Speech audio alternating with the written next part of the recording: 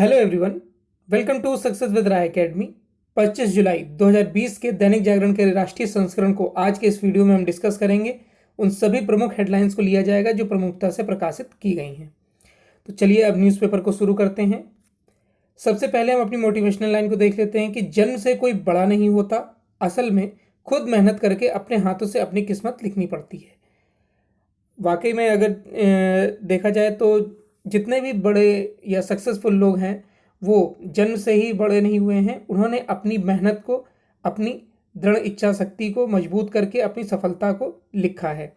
चाहे वो एपीजे अब्दुल कलाम हो, सचिन तेंदुलकर हो, अमिताभ बच्चन हो, विराट कोहली, कोई भी एग्जाम्पल आप ले लीजिए।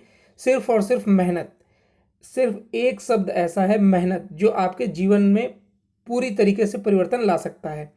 अगर आप तैयारी करते हैं तो सिर्फ अगर मेहनत करेंगे तो आप उस मुकाम को हासिल कर सकते हैं जिसके बारे में आप दिन रात सोचते हैं। तो इसलिए सिर्फ मेहनत करिए, मेहनत का कोई शॉर्टकट नहीं होता है, और जितना आप मेहनत करेंगे उतना ही आप सफलता की ओर बढ़ेंगे। तो अब आज के न्यूज़पेपर को शुरू करते हैं। नेशनल न्यूज़, दो नेशनल न्यूज़ है हमारे लिए। पहली न्यूज़ है कि वार्ता का एक और दौर लेकिन गतिरोध बरकरार। ये चीन से है। चीनी जो सरकार है वो बोल कुछ और रही है, कर कुछ और रही है। सेनाएं पीछे नहीं हट रही हैं। दूसरी न्यूज़ है, कई राज्यों में बढ़ते मामलों से 13 लाख के पार पहुंचा संक्रमित लोगों का आंकड़ा। पहली न्यूज़ से शुरू करते हैं। पूर्वी लद्दाख सीमा पर सैन्य तनाव खत्म करने को लेकर शुक्रवार को फिर भारत और चीन के विदेश मंत्रालयों के अधिकारियों की अहम बैठक हुई है, लेकिन संकेत साफ है कि इन बैठकों का जल्द कोई परिणाम निकलने की संभावना बहुत कम है। सीमा मामलों पर समन्वय व समझौता करने के लिए गठित वर्किंग मैकेनिज्म के तहत मई 2020 में चीनी अतिक्रमण के बाद तीसरी बैठक थी। इसके अलावा सैन्य स्तर की 4 बैठकें हो चुकी हैं। पूर्व की बैठकों की भांति इस बार भी दोनों पक्षों ने पूर्वी लद्दाख स्थित वास्तविक नियंत्रण रेखा से पूरी तरह से सैनिकों को शीघ्र वापसी पर सहमति जताई थी। साथ ही दोनों पक्षों ने फिर कहा कि द्विपक्षीय रिश्तों की बेहतरी के लिए सीमा पर अमन शांति जरूरी है, लेकिन सैनिकों की वापसी कब तक होगी, इस पर दोनों पक्षों ने चुप्पी साधी हुई है। WMCC की पहले की दोनों बैठकों का मिजाज भी कुछ ऐसा ही था। साफ है कि सैन्य वापसी का मामला फंस गया है। विदेश मंत्रालय की तरफ से यह जानकारी जरूर दी गई है कि सीमा विवाद को लेकर दोनों पक्षों के बीच विचार विमर्श जारी रहेगा। दूसरी न्यूज़ है कि कई राज्यों में बढ़ते मामलों से 13 लाख के पार संक्रमितों का आंकड़ा। महाराष्ट्र और दक्षिण भारत समेत कई राज्यों में बढ़ते मामलों से संक्रमितों की संख्या पिछले 3-4 दिनों में अचानक बहुत तेजी से बढ़ी है। 22 जुलाई को 12 लाख से कम मामले थे, जो अब बढ़कर 13.25 लाख को पार कर गए हैं। 3 दिन में करीब 1.5 लाख नए मामले बढ़े हैं। हालांकि अच्छी बात यह है कि अभी तक करीब 8.5 लाख मरीज पूरी तरह से ठीक भी हो चुके हैं। इस महामारी से मरने वालों की संख्या भी 31,000 को पार कर गई है। राज्यों व केंद्र शासित प्रदेशों में पीटीआई और अन्य स्रोतों से रात 11 बजे तक मिले आंकड़ों के मुताबिक गुरुवार को देर रात से अब तक 49,136 नए मामले सामने आए हैं और संक्रमितों की संख्या बढ़कर 13,34,309 हो गई है। इस दौरान 32,641 मरीज ठीक भी हुए हैं और अब तक स्वस्थ हुए मरीजों की संख्या 8,46,320 हो गई है। तो ये नेशनल न्यूज़ की 2 इम्पॉर्टेंट न्यूज़ थी। अब नेक्स्ट पेज पर आते हैं। नेक्स्ट पेज है इंटरनेशनल पेज। इंटरनेशनल पेज में 2 न्यूज़ है हमारे लिए। पहली न्यूज़ है कि चीन ने अमेरिकी दूतावास बंद करने का दिया है आदेश। ये चीन की कार्रवाई है क्योंकि अमेरिका ने एक दिन पहले ही चीनी दूतावास को भी बंद करने का आदेश दिया था। दूसरी न्यूज़ है कि अमेरिका और ब्राज़ील में बढ़ती जा रही है महामारी की रफ्तार। पहली न्यूज़ से शुरू करते हैं। चीन ने शुक्रवार को अमेरिका से चेंगदू स्थित अपने वाणिज्यिक दूतावास को बंद करने को कहा है। हालांकि दूतावास को कब खाली करना होगा, इस विषय में कोई जानकारी नहीं दी गई है। बीजिंग के इस कदम को वाशिंगटन की उस कार्रवाई के बदले के तौर पर देखा जा रहा है जिसके तहत ट्रंप प्रशासन ने चीन को ह्यूस्टन स्थित अपने वाणिज्यिक दूतावास को बंद करने को कहा था। अमेरिका के इस आदेश पर चीन ने तीखी प्रतिक्रिया दी थी। बता दें कि अमेरिकी राष्ट्रपति डोनाल्ड ट्रंप बुधवार को इस बात का संकेत दे चुके हैं कि वह देश में चल रहे अन्य चीनी वाणिज्यिक दूतावास को बंद करने का भी आदेश दे सकते हैं। चीन के विदेश मंत्रालय ने एक बयान में कहा कि अमेरिकी दूतावास को चीन सरकार के उस निर्णय से अवगत करा दिया गया है जिसमें बीजिंग द्वारा दक्षिण पश्चिमी सिचुआन प्रांत की राजधानी चेंगदू में अमेरिकी वाणिज्यिक दूतावास की स्थापना और संचालन के लिए अपनी सहमति वापस लेने के फैसले के बारे में समुचित या सूचित किया जाएगा। दूसरी न्यूज़ है कि अमेरिका और ब्राजील में बढ़ रही है महामारी की रफ्तार।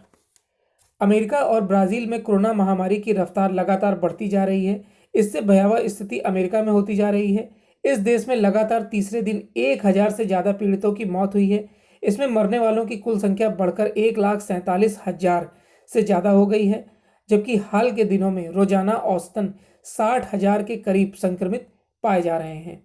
अमेरिका में अब तक कुल 41,70,000 से अधिक लोग कोरोना की चपेट में आ चुके हैं। इधर ब्राजील में भी हालात बिगड़ते जा रहे हैं। इस लैटिन अमेरिकी देश में करीब 60,000 नए रोगी पाए गए हैं। इससे कोरोना पीड़ितों की संख्या बढ़कर 23 लाख के करीब पहुंच गई है। तो ये इंटरनेशनल पेज की 2 न्यूज़ थी। अब नेक्स्ट पेज पर आते हैं। नेक्स्ट पेज है बिजनेस पेज। बिजनेस पेज में 2 न्यूज़ हैं। पहली न्यूज़ है कि मैन्युफैक्चरिंग यूनिट के लिए 1 लाख हेक्टेयर भूमि की पहचान, और दूसरा है कि कोविड-19 से एनपीए में भारी बढ़ोतरी का अंदेशा। देखिए यहाँ पर मिसप्रिंट हो गया है, यहाँ पर होगा मैन्युफैक्चरिंग यूनिट के लिए 1 लाख हेक्टेयर भूमि की पहचान। वाणिज्यिक एवं उद्योग मंत्रालय ने अमेरिकी मैन्युफैक्चरर्स को भरोसा दिया है कि भारत में निवेश के दौरान उन्हें किसी प्रकार की कोई दिक्कत नहीं होगी। हाल ही में यूएस इंडिया बिजनेस काउंसिल की बैठक में वाणिज्य एवं उद्योग मंत्री पीयूष गोयल ने कहा कि भारत में मैन्युफैक्चरिंग यूनिट लगाने के लिए सरकार ने भौगोलिक सूचना तंत्र के तहत 1 लाख हेक्टेयर भूमि की पहचान कर ली है। 6 राज्यों में स्थित इस भूमि को जीआईएस की मदद से कहीं से देखा जा सकता है। उन्होंने अमेरिकी प्रतिनिधियों से यह भी कहा कि सरकार बिजनेस सेटअप के लिए कई महत्वपूर्ण नीतिगत बदलाव करने जा रही है। बिजनेस सेटअप के लिए सिंगल विंडो सिस्टम शुरू होने जा रहा है और सिर्फ एक फॉर्म भरकर बिजनेस शुरू किया जा सकता है। मैन्युफैक्चरिंग सेटअप के लिए भूमि आवंटन को लेकर वाणिज्य व उद्योग मंत्रालय 3 मॉडल पर विचार कर रहा है। तीनों ही मॉडल के तहत मैन्युफैक्चरर्स को जमीन की कीमत एक मुश्त नहीं देनी होगी। पहले मॉडल के तहत मैन्युफैक्चरर्स को जमीन दे दी जाएगी और वे तय समय में मैन्युफैक्चरिंग शुरू करके जमीन की सालाना 10% कीमत अदा कर सकेंगे। जमीन खाली करने पर 2% जुर्माना भी लगेगा। दूसरे मॉडल के तहत जमीन आवंटन के दौरान मैन्युफैक्चरर्स को आधी कीमत अदा करनी होगी। 3 साल के बाद उन्हें सालाना 10% कीमत देनी होगी।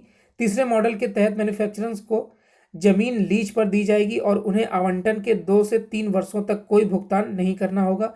इस मॉडल के तहत मंत्रालय प्लग एंड प्ले इंफ्रास्ट्रक्चर सुविधा भी मुहैया कराने पर विचार कर रहा है। मैन्युफैक्चरिंग की लागत को कम रखने पर ही विदेशी निवेशक भारत की ओर आकर्षित होंगे। दूसरी न्यूज़ है कि कोविड-19 से एनपीए में भारी बढ़ोतरी का अंदेशा। इस बात की पहले से ही आशंका जताई जा रही थी कि कोविड-19 ने जिस तरह से समुचित अर्थव्यवस्था का पहिया जाम किया है, उसका असर वित्तीय सेक्टर पर साफ दिखने वाला है। आरबीआई ने भी वित्तीय सेक्टर की मजबूती का आकलन करने वाली प्रतिष्ठित फाइनेंशियल स्टेबिलिटी रिपोर्ट के माध्यम से इस पर मुहर लगा दी है। छमाही एसबीआर के माध्यम से आरबीआई ने कहा है कि अगर हालात खराब हुए तो चालू वित्त वर्ष का एनपीए पिछले वित्त वर्ष में के करीब 8.5% के स्तर से बढ़कर 12.5% पर पहुंच सकता है। हालात ज़्यादा खराब होने पर एनपीए का स्तर कुल अग्रिम के मुकाबले रिकॉर्ड 4.7% व सरकारी क्षेत्रों के बैंकों के लिए यह स्तर 15% को पार कर सकता है। नेक्स्ट पेज है हमारा एडिटोरियल पेज। एडिटोरियल पेज में हर बार की तरह 3 आर्टिकल हैं। पहला आर्टिकल है मजबूत, यहाँ पर होगा जड़ों वाला भाई भतीजावाद। यह विडंबना है कि मुंबई के सिने जगत का जो सच है वही लुटियन की दिल्ली और देश के अन्य इलाकों का भी है, और इसी पर लिखा गया है आर्टिकल। ये सुशांत सिंह राजपूत ने जिस तरीके से आत्महत्या करी थी उस पर लिखा गया है ये आर्टिकल, और यह आर्टिकल लिखा है लोकतांत्रिक विषयों के जानकार एवं वरिष्ठ स्तंभकार ए सूर्य प्रकाश द्वारा। दूसरा आर्टिकल है कि कृषि सुधारों से परिचित हों किसान। किसान समझें कि नई व्यवस्था एक नया विकल्प है जो वर्तमान मंडी व्यवस्था के साथ साथ चलता रहेगा। और इसी पर लिखा गया है आर्टिकल। यह आर्टिकल लिखा है किसान शक्ति संघ के अध्यक्ष पुष्पेंद्र सिंह द्वारा। तीसरा आर्टिकल है कि चीन की धोखेबाजी। जिस तरीके से नियंत्रण रेखा पर चीन पीछे हटने को तैयार नहीं है, वार्ता भले चल रही हो, उसी पर लिखा गया है तीसरा आर्टिकल। तो पहले आर्टिकल से शुरू करते हैं कि मजबूत जड़ों वाला भाई भतीजावाद। यहां पर जड़ों होगा। प्रतिभाशाली अभिनेता सुशांत सिंह राजपूत के असमय निधन ने लोगों को शोकाकुल करने के साथ ही कई सवाल भी खड़े कर दिए हैं जो अभी भी पूछे जा रहे हैं। जिन रहस्यमयी परिस्थितियों में उन्होंने आत्महत्या की, उसके बाद से बॉलीवुड में कायम गलत परंपराओं पर तीखी बहस छिड़ गई है। इसमें फिल्म जगत में रिश्तों के ताने बाने, वर्चस्व और बाहरियों यानी गैर फिल्मी पृष्ठभूमि वालों के साथ होने वाले खराब सलूक को लेकर सवालिया निशान लगे हैं। जहां मुंबई पुलिस सुशांत की मौत के कारणों की जांच में जुटी है, वहीं कंगना रनौत ने अपने बयान से खलबली मचा दी है। सुशांत और कंगना दोनों बॉलीवुड में बाहरी हैं। उन्हें अपना मुकाम बनाने के लिए खूब संघर्ष करना पड़ा। एक साक्षात्कार में कंगना ने मुंबई में बॉलीवुड माफिया और उसके द्वारा नेपोटिज्म यानी भाई भतीजावाद को बढ़ावा देने की बात कहकर एक तरह से जो बर्र के छत्ते में हाथ डाल दिया है। इससे बॉलीवुड की कीचड़ सामने आ जाने से साफ पक्षपात का मुद्दा भी मुख्य धारा में आ गया है। कंगना के मुख्य निशाने पर निर्माता निर्देशक करण जौहर हैं। हालांकि जौहर ने फिल्म उद्योग में ऐसे किसी चलन से इनकार किया है। उनका कहना है कि चूंकि यह पूरा मामला व्यावसायिक हितों से जुड़ा है, अतः कोई निर्माता किसी फिल्मी सितारे के बेटे या बेटी को लॉन्च करते हुए ज़्यादा सहज महसूस करता है। वह कहते हैं कि किसी फिल्मी सितारे के बेटे को आसानी से चर्चा मिल जाती है और इससे जोखिम कम हो जाता है, क्योंकि दावों पर तो रकम ही लगी हुई होती है, दांव पर रकम लगी होती है। दूसरे शब्दों में नेपोटिज्म के दायरे में निर्माता अधिक सुरक्षित महसूस करते हैं। नेहरू गांधी परिवार हमारी राष्ट्रीय राजनीति और लुटियन दिल्ली में वंशवाद और साथ ही भाई भतीजावाद का वास्तविक प्रेरणा है।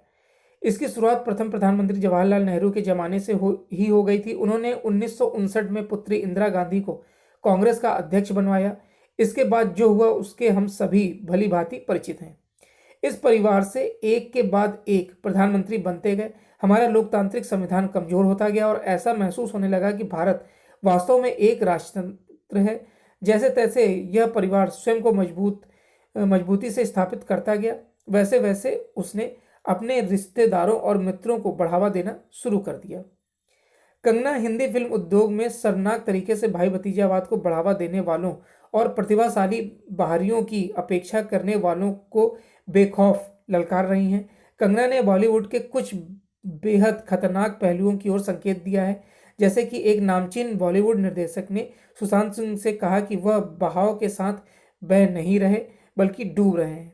बॉलीवुड में दिग्गज सितारों द्वारा सार्वजनिक मंच या अवार्ड समारोह में नए कलाकारों का मजाक उड़ाकर उन्हें असहज करना बहुत आम है। सुशांत की जिंदगी बिहार में पूर्णिया जिले के एक गांव से शुरू हुई। वह भौतिक में नेशनल ओलंपियाड विजेता रहे, इंजीनियरिंग प्रवेश परीक्षा में भी टॉप रहे। गणित और अंतरिक्ष विज्ञान से लेकर नृत्य, संगीत और सिनेमा में उनकी गहरी दिलचस्पी थी। क्या वह बॉलीवुड के लिए कुछ ज़्यादा ही बौद्धिक थे, जहां कई सितारों ने अपने लचर एकेडमिक रिकॉर्ड को भी अपनी थाती बनाया। तो संभव है कि ऐसे कई लोग हैं जो नेपोटिज्म का बॉलीवुड में शिकार हैं और सुशांत सिंह ने तो आत्महत्या कर ली। क्योंकि अब ये कदम सही था या गलत था, ये तो कई विचारधाराएं हैं इसमें, लेकिन ये मजबूत जड़ें वाकई में बॉलीवुड में फैली हुई हैं। इस आत्महत्या से तो यही उजागर होता है। नेक्स्ट आर्टिकल है कि कृषि सुधारों से परिचित हों किसान। बीते दिनों केंद्र सरकार ने कृषि क्षेत्र में सुधार हेतु लाए गए अपने 2 अध्यादेशों को अधिसूचित कर दिया, परंतु उनके प्रति किसानों के मन में कुछ आशंकाएं दिख रही हैं। 20 जुलाई को पंजाब, हरियाणा, राजस्थान के कुछ किसान संगठन इसके विरोध में सड़कों पर भी उतरे। दरअसल किसानों को यह शंका है कि इन सुधारों के बहाने सरकार एमएसपी व्यवस्था समाप्त करने की ओर बढ़ रही है। सच्चाई यह है कि ये सुधार कृषि उपज की बिक्री हेतु पहले की व्यवस्था के साथ साथ एक अन्य समानांतर व्यवस्था बना रहे हैं। यह किसानों के विवेक और पसंद पर निर्भर होगा कि वे किस व्यवस्था के अंतर्गत अपनी फसल बेचना चाहते हैं। किसानों को यह भी समझना होगा कि नई व्यवस्था एक नया विकल्प है जो वर्तमान मंडी व्यवस्था के साथ साथ चलता रहेगा। हमारा कृषि क्षेत्र लगभग आधी आबादी को रोजगार देता है। देश की कृषि जीडीपी लगभग 30 लाख करोड़ रुपए की है, पर देश की जीडीपी में कृषि क्षेत्र की हिस्सेदारी मात्र 15% है। साफ है कि कृषि क्षेत्र में सुधारों का असर आधी आबादी की आय पर पड़ेगा। अभी तक मंडी में पहुंचने के बाद सही मूल्य न मिलने पर भी किसान फसल बेचने को मजबूर होता था, क्योंकि वापसी का भाड़ा देना और नुकसानदायक होता था। यदि फसल जल्द खराब होने वाली उपज हो तो मंडी पहुंचने के बाद उसे किसी भी मूल्य पर बेचने की मजबूरी होती है। किसान की इसी मजबूरी का लाभ बिचौलिए उठाते रहे हैं। अब किसान अपने घर या खेत से उचित मूल्य मिलने पर ही फसल बेचेगा। किसानों को मंडियों की अव्यवस्था, भ्रष्टाचार, लंबी कतारों, लंबे इंतजार से भी मुक्ति मिलेगी। प्रतिस्पर्धा के कारण इन मंडियों को भी अपनी व्यवस्था में सुधार करने के लिए मजबूर होना पड़ेगा। चूंकि एमएसपी व्यवस्था केवल गेहूं, धान जैसे कुछ फसलों और कुछ राज्यों तक ही वास्तविक रूप से सीमित रही है, अतः एमएसपी की वर्तमान व्यवस्था को और सुदृढ़ बनाया जाना चाहिए।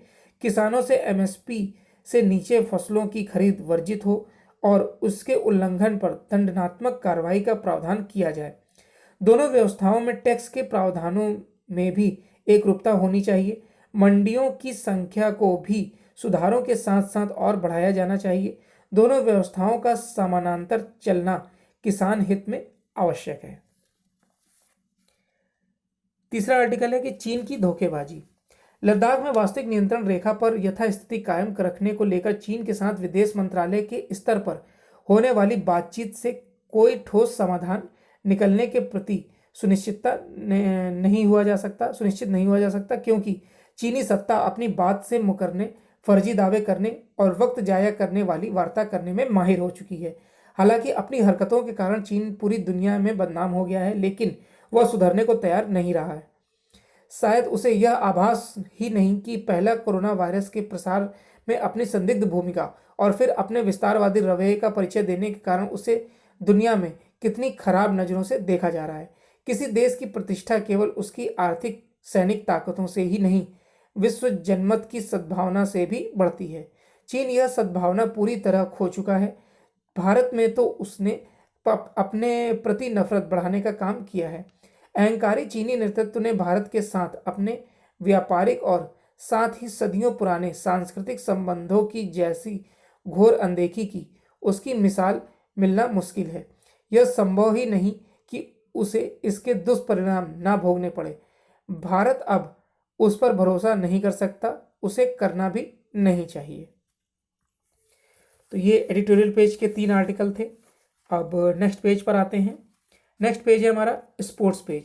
स्पोर्ट्स पेज में हमारे लिए एक न्यूज़ है कि यूएई में 19 सितंबर से शुरू होगा आईपीएल।